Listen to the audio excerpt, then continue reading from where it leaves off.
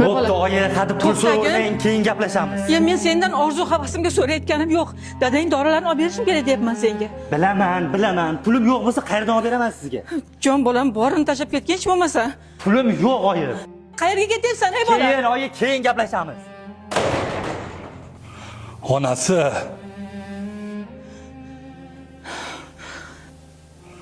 O'tir.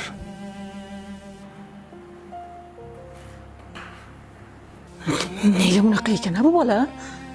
Odam gapini gap demaydi. Sen o'g'limizdan xafa bo'lma. Unda ayb yo'q.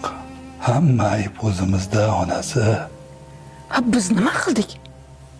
Ha, biz shu bolani deb yashadik-ku. Shu bolani ulg'aytirdik, xohlagan narsasini olib berdik. Og'izdan chiqqan narsani muhayyo qildik.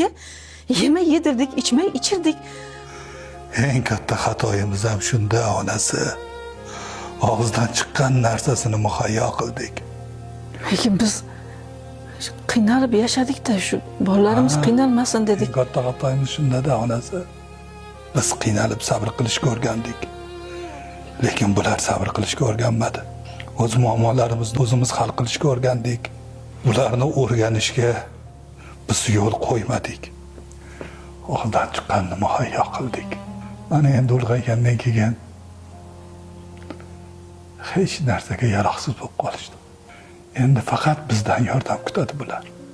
Biz bera olmaganimizdan keyin nima qiladi?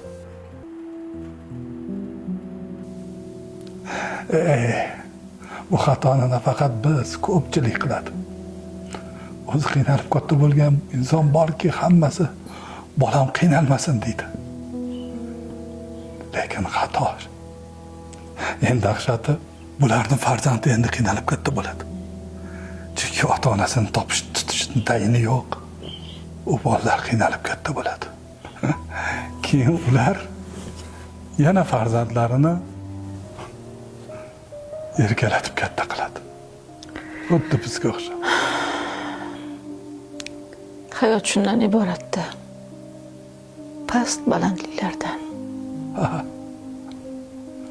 Xuddi yurakni urishiga o'xshaydi. Bir baland, bir past.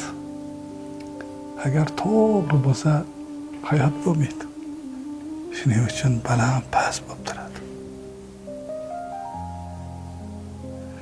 Shuning uchun o'g'limizdan xafa bo'lma, onasi. Hamma ayb o'zimizda. Nima eksang shuni o'rasan deydi. Odamzod qiziq.